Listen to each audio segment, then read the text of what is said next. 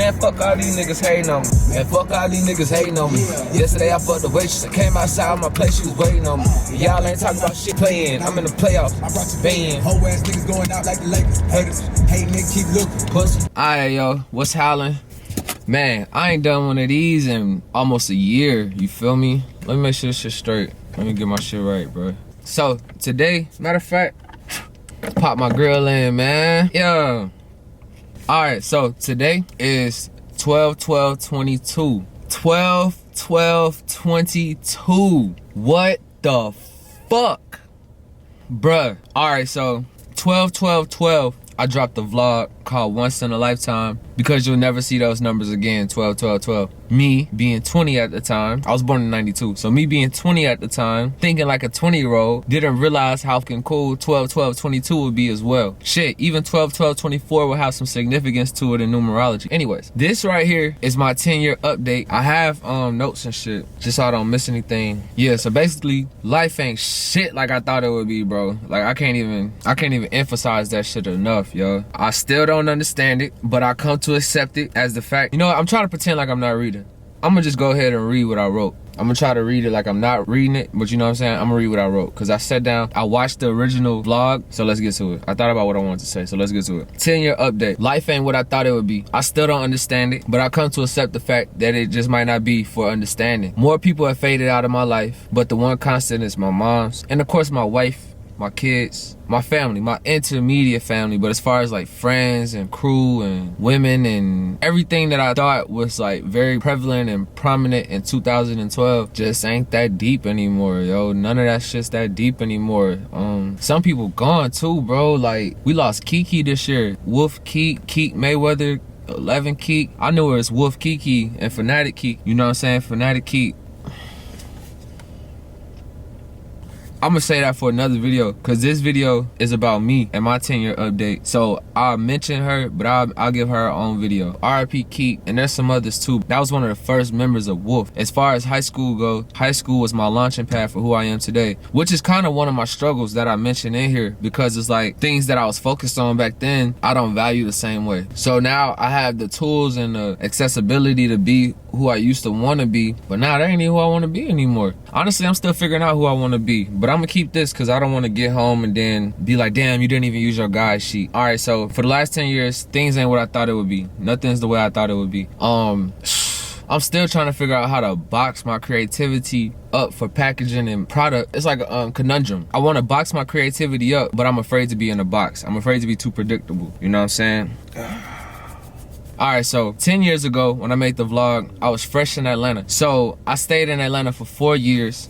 I left in 2016. And when I left in 2016, I was going through a spiritual journey, a spiritual ascension, and I wanted to like reset. And what's ironic is I'm having trouble staying to the topic because I'm in another reset right now. Right now I'm in another reset. But I'm gonna focus on this 10-year update, 12/12/22. So right now I'm in a reset, but when I came here in 2016, it was a reset. This reset is a good reset. Both of them are good resets. The 2016 reset was a better reset though, because I had leverage in life, and then I turned it in to restart and go a different path because I figured out I wasn't living who I wanted to be. I will say 2016 when I was 24 was probably the end of me as y'all knew it. I was still holding on to what I could do because I do this shit in my sleep, but that was probably the end of me as y'all knew it. 2016, that was the beginning of Eric Wolf. That was the end of Rico the Freako. That even makes sense right there. That journey was capsulated in 2016. I came to Nashville in 2016 to essentially get off of the grid. And 2017, this city blew the fuck up. And then when this city blew the fuck up, I quit my job on that spiritual ascension in 2017. It didn't stop in 2016. It kept going. So in 2017, I quit my job at Starbucks after 5 years being a shift supervisor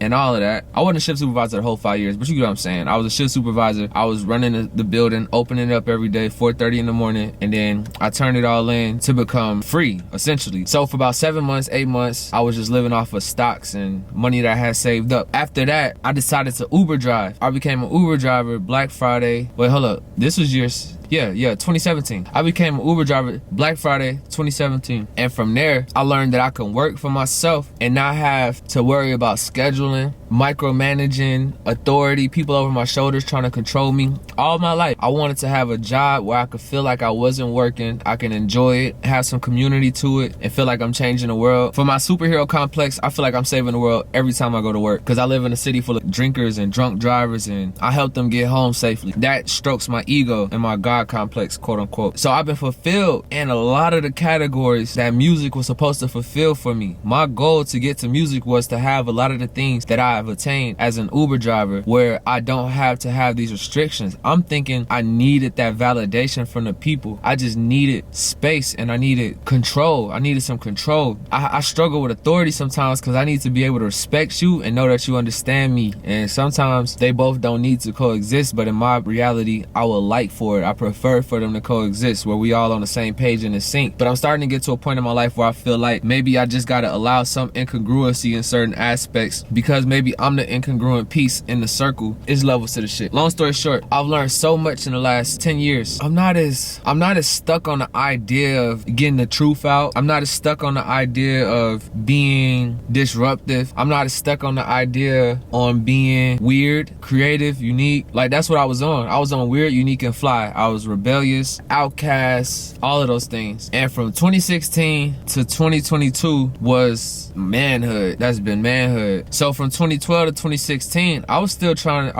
my hardest to get to it, man. But the shit was tough, bro. That shit was tough in Atlanta. It's so many fucking sharks, man. So many sharks. I left Houston to go to Atlanta to follow my dreams. The American dream, the American story. Actor moves to Hollywood. Guitar player moves to Nashville. Rapper moves to Atlanta, etc. Ball player goes to Oak Hill Academy type shit. You know what I'm saying? Or Duke, however you want to look at it. That's how I thought I was gonna be. I thought that was the reality I was setting up for myself. Make sure we're still recording. I thought that was the reality I was setting up for myself when I moved to Atlanta. The trick was, it was all a facade, bro. It was all a facade. Everything's a facade. It's all an illusion. And that takes me back to the drawing board. Every time I fucking remember that shit, I remember it's all an illusion, bro. The most latest illusion for me was the keto transformation. I went from 210 to 160 in 90 days. When I was obese and fat my whole 20s, all it took was a couple of Google searches, some effort and consistency. What the fuck, man? That shit burns me inside, bro. Cause I'm sitting here like, bro, that's probably the same for every aspect of life. Whatever you put your head down for 90 days and focus on, you become, you transform. It's really 21 and 30, but 90 days is a complete fucking transformation right there. And that shit empowered me and discouraged me, cause I'm like, bro, why you can't do this with your music? I just need to learn how to make money off my music. And there's ideas and shit out there and ways and shit out there, but every time, I don't know, maybe I'm just afraid to sell it. People tell me to do astrology for money, and I'm like, bro, that ain't even fun. That's not even enjoyable. You know what I mean? Like, that changes the terms. Like, I feel like I owe people shit when they want to give me that money, but I guess that's a self-awareness thing that I'm still working on. But anyway, when I moved to Atlanta, man, everything was a fucking game or a hoax. You'll get an old celebrity, you know what I'm saying? Let's just say, I'm gonna make up a name so I don't disrespect anybody. Like, let's say Lil Malibu had a top hit back in 05 or 06. You grew up to that shit, and it's 2012, so you like, oh, that's only 7 years ago. Then I might be his next move, his next idea, or something like that. You go pay 150 to, no, not even 150. That was the decent prices. You go pay 200, 250 to go perform for 10 minutes because that motherfucker was there. You'll pay that money because Lil Malibu is gonna be watching your show, and there's judge prizes and shit like that. You got prizes from the judge. For instance, you'll have judges. These are showcases. This is what I'm speaking on. When you move to Atlanta, the thing that you think, when I moved to Atlanta, I was advised to do showcases. Of course, you think, get to Atlanta, do shows, network. Great, it was working. But at the same time, you'll invest all your little money into being on stage for 10 minutes, but then you're performing. So you spent $250,